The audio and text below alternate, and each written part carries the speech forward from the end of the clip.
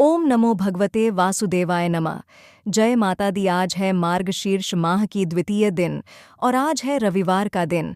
आज आप सभी सुनेंगे मार्ग से संभव की दूसरा अध्याय। अगर आपको वीडियो अच्छी लगे तो लाइक करने के साथ ही वीडियो को ज़्यादा से ज़्यादा शेयर भी किया कीजिए और चैनल दिव्य ज्योति को सब्सक्राइब ज़रूर करके रखिएगा ताकि आपको आने वाली हर वीडियो प्राप्त होती रहे। और अब सबसे पहले कान्हा जी का ध्यान करते हैं। उनकी मोहिनी मूरत को अपने मन में विराजमान करके सबसे पहले कान्हा जी की कथा का श्रवण करते हैं। यह तो हम सभी जानते हैं कि प्रभु श्री कृष्ण ने गोपियों के साथ बहुत सी लीलाएं की हैं। श्री कृष्ण गोपियों की मटकी फोड़ते और माखन चुराते और गोपियां श्री कृष्ण का उलाहना लेकर यशोदा मैया के पास जाती। ऐसा बहुत बार हुआ। कई बार यशोदा मैया गोपियों को डांट कर ही भगा देती और कई बार कृष्ण को भी डांट पड़ती थी।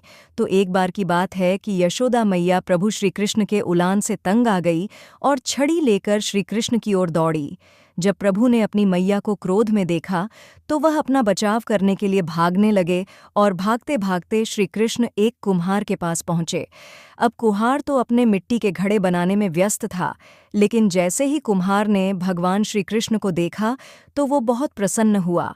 कुम्हार जानता था कि भगवान श्री कृष्ण साक्षात परमेश्वर हैं। जब प्रभु ने कुम्हार से कहा, कुम्हार जी, आज मेरी मैया मुझ पर बहुत क्रोधित है। मैया छड़ी लेकर मेरे पीछे पीछे ही आ रही है। भैया कहीं छुपने की जगह हो तो मुझे छुपा लो। तब कुम्हार ने प्रभु श्री कृष्ण को एक बड़े से मटके के नीचे छुपा दिया। अब कुछ ही क्षणों में मैया यशोदा भी वहां आ गई और कुम्हार से पूछने लगी, क्यों रे कुम्हार, तूने मेरे कन्हैया को कहीं देखा है क्या? कुम्हार ने कह दिया, नहीं मैया, मैंने कन्हैया को नहीं देखा।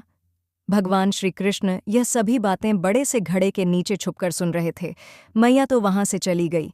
अब प्रभु श्री कृष्ण कुम्हार से कहते हैं, कुम्हार जी, यदि मैया चली गई हो तो मुझे इस घड़े से बाहर निकालो।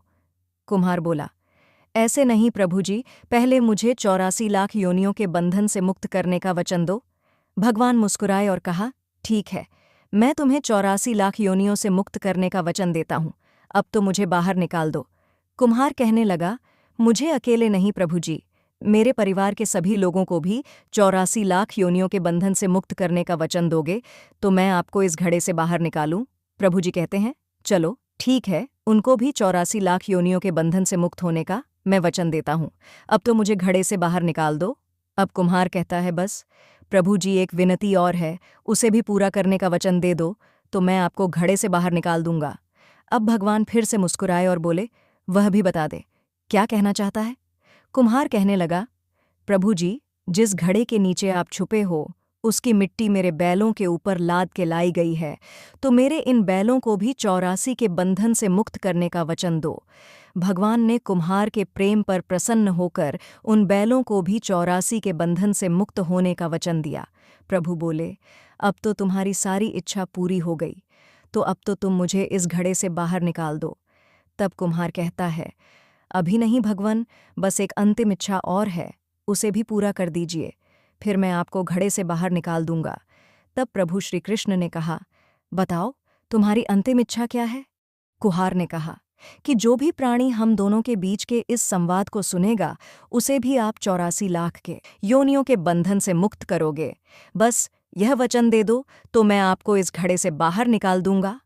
कुम्हार की प्रेम भरी बातों को सुनकर भगवान श्री कृष्ण बहुत प्रसन्न हुए और कुम्हार की इस इच्छा को भी पूरी करने का वचन दिया। फिर कुम्हार ने बाल श्री कृष्ण को घड़े से बाहर निकाल दिया, उनके चरणों में साष्टांग प्रणाम किया, प्रभु श्री कृष्ण के चरण धोए और चरणामृत लिया और पूरे घर में पूरी झोपड़ी में चरणामृत का छिड़काव किया और प्रभु जी के गले लगकर इतना रोए कि प्रभु में ही विलीन हो गए। अब जरा विचार कीजिए कि जो बाल श्री कृष्ण 7 कोश लंबे चौड़े गोवर्धन पर्वत को अपनी इन्हीं उंगली पर उठा सकते हैं, तो क्या वह एक घड़ा नहीं उठा सकते थे? लेकिन बिना प्रेम रीझे नहीं। नटवर नंद किशोर, कोई कितना भी यज्ञ करें, कोई कितने भी अनुष्ठान करें, कितना भी दान करें, कितनी भी भक्ति करें, लेकिन जब तक मन में प्राणी मात्र के लिए प्रेम नहीं होगा, प्रभु श्री कृष्ण मिल नहीं सकते। इसलिए चराचर जगत में जो भी प्राणी है, सबसे प्रेम करना चाहिए, क्योंकि छोटी सी चींटी हो या बड़ा सा हाथी, हर जीव में ईश्वर का उतना ही कण विद्यमान है और अगर इस कहानी को हम ध्यान से सुने तो एक चीज़ बहुत स्पष्ट रूप से समझ में आती है। कुहार चाहता तो प्रभु से बहुत कुछ मांग सकता था, दौलत, शरथ, नाम, यश, सब कुछ। लेकिन उसने प्रभु से मांगा 84 के चक्कर से मुक्ति का वरदान, क्योंकि बाकी सभी चीज़ें नश्वर है, यथार्थ शाश्वत सत्य है प्रभु में मिलन।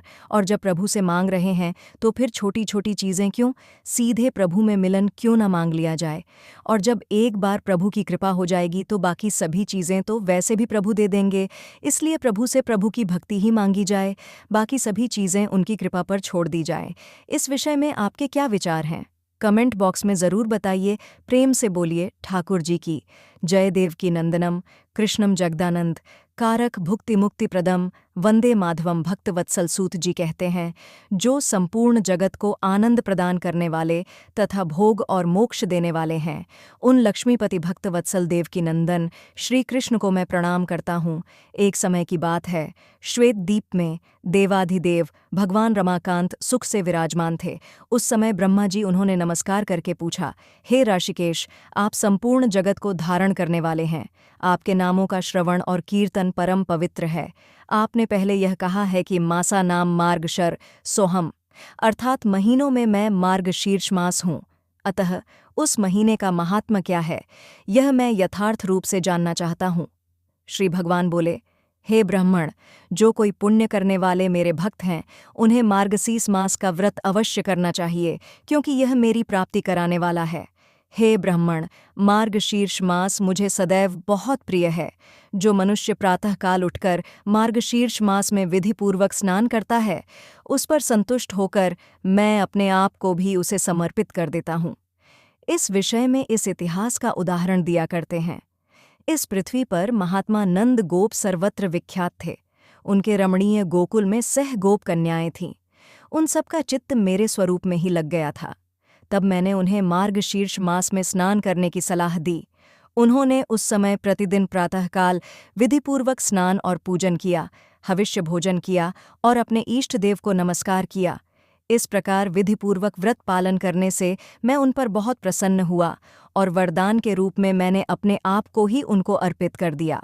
अतः सब लोगों को मार्गशीर्ष व्रत की विधि का पालन अवश्य कर चाहिए। रात्रि के अंत में शयन से उठकर विधिपूर्वक आचमन करके अपने गुरु को नमस्कार करें तथा आलस्य छोड़कर मेरा चिंतन करें। भक्तिपूर्वक सहस्त्र नामों का पाठ एवं कीर्तन करें।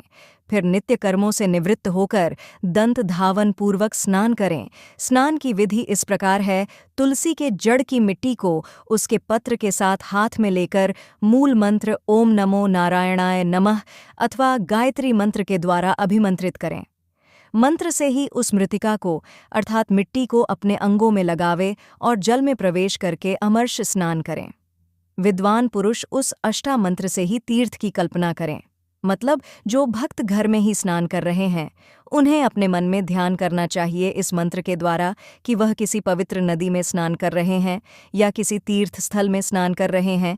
इस प्रकार का मन में ध्यान करना चाहिए। और भगवान विष्णु का मूल मंत्र क्या होता है? ओम नमो नारायणाय, ओम नमो नारायणाय। यह है भगवान विष्णु का अष्टा मंत्र, जिसे मूल मंत्र कहा गया है। और स्नान करते समय माँ गंगा से इस प्रकार से प्रार्थना कीजिए, हे गंगे, तुम भगवान विष्णु के चरणों से प्रकट हुई हो, इसलिए वैष्णवी हो। श्री विष्णु ही तुम्हारे देवता हैं। तुम जन्म से लेकर मृत्यु पर्यंत सभी पापों से मेरी रक्षा करो। इस प्रकार 7 बार जप करके हाथ जोड़कर तीर्थ के जल को प्रणाम करें और 3, 4, 5 या 7 बार जल में गोता लगावे। इसके बाद फिर से तुलसी के जड़ की मिट्टी को हाथ में लेकर उसे अभिमंत्रित करें। मिट्टी को अभिमंत्रित करने के लिए अपने हाथ में लेकर इस प्रकार से प्रार्थना करें, हे वसुंधरे, तुम्हारे ऊपर अश्व और रथ चलते हैं। भगवान विष्णु ने तुम्हें अपने पगोंड लिया। तुम्हें सैकड़ों भुजाओं वाले वाराह व्रतधारी भगवान विष्णु ने एव के जल से ऊपर निकाला है। तुम्हें नमस्कार है। इस प्रकार स्नान करके विधिपूर्वक आचमन करें और जलाशय के किनारे आकर 2 शुद्ध वस्त्र धारण करें तत्पश्चात पुनः आचमन करके देवताओं, पितरों तथा ऋषियों का तर्पण करने के बाद खोले हुए वस्त्र को निचोड़े। तदनंतर पुनः आचमन करके धौत वस्त्र से अपने आप को आच्छादित करके तीर्थ की शुद्ध मिट्टी को हाथ में लेकर और ओम नमो नारायणाय मूल मंत्र जो है उसी मंत्र से अभिमंत्रित करके उसके द्वारा वैष्णव पुरुष ललाट आदि अंगों में ऊर्ध्व पूर्ण धारण करें। ललाट में तिलक लगाते समय केशवाया नमः कहकर भगवान केशव का चिंतन करें। इसी प्रकार उदर में नारायण, वक्ष स्थल में माधव, कंड गूप में गोविंद दाहिनी कुक्षी, विष्णु दाहिनी भुजा में, मधुसूदन कानों के मूल भाग में, त्रिविक्रम वाम पार्श्व भाग में, वामन बाई भुजा में, श्रीधर पीठ में, पद्मनाभ गर्दन के पीछे, दामोदर और मस्तक में भगवान वासुदेव का न्यास एवं चिंतन करें। इस प्रकार भगवान विष्णु के सालोक्य की सिद्धि के लिए नित्य ऊर्ध्वपुंड धारण करना चाहिए। अच्छा, ऊर्ध्वपुंड मतलब बहुत से भक्त हैं जो कि समझ नहीं पा रहे होंगे, तो मैं आपको बता दूं, जो भगवान विष्णु का तिलक होता है उसे ऊर्ध्वपुंड कहा जाता है, जो कि ललाट के बीचों बीच ऊपर की तरफ करके और तिलक किया जाता है। और जैसे कि भगवान शिव का जो तिलक हम लगाते त्रिपुंड कहा जाता है, उसे उसी प्रकार से विष्णु तिलक को ऊर्ध्वपुंड कहा जाता है। भगवान श्री कृष्ण ब्रह्मा जी से आगे कहते हैं, हे ब्रह्मण, जो भक्त द्वारका की मिट्टी को हाथ में लेकर उससे प्रतिदिन अपने ललाट में ऊर्ध्वपुंड करता है, उसके द्वारा किए जाने वाले सत्कर्मों का फल कोटि गुना हो जाता है। ललाट में गोपी चंदन का तिलक करने से मनुष्य अपने कर्मों का अक्षय फल पाता है। जो ब्राह्मण गोपी चंदन का सुंदर ऊर्ध्वपुंड प्रतिदिन अपने ललाट में धारण करता है वह मेरे धाम में स्थित होता है और मैं लक्ष्मी जी के साथ उस घर में सदैव निवास करता हूँ। मृत्यु काल में जिसकी भुजाओं में, ललाट में, हृदय में और मस्तक में गोपी चंदन लगा होता है, वह मुझ लक्ष्मीपति के लोक में जाता है। जिसके ललाट में गोपी चंदन विद्यमान है उसको मेरे प्रभाव से ग्रह, राक्षस, यक्ष, पिशाच, नाग और भूत आदि पीड़ा नहीं देते हैं। हे चतुरानन, मेरा प्रिय करने के लिए तथा अपने कल्याण और रक्षा के लिए मेरा भक्त प्रतिदिन सायंकाल और प्रातःकाल मेरी पूजा और होम में एकाग्रचित होकर ऊर्ध्वपुंड धारण करें। ऊर्ध्वपुंडर संसार बंधन का नाश करने वाला है। ओम क्रीम कृष्णाय नमः। मार्गशीर्ष मास महात्मा का दूसरा अध्याय समाप्त हुआ। इसके आगे का वृतांत आप कल की कथा में सुनेंगे। आज की वीडियो आप सभी को कैसी लगी कमेंट करके ज़रूर बताइएगा, और वीडियो ज़रा भी अच्छा लगे तो वीडियो को लाइक ज़रूर से कीजिएगा। चैनल दिव्य ज्योति को सब्सक्राइब ज़रूर से कीजिएगा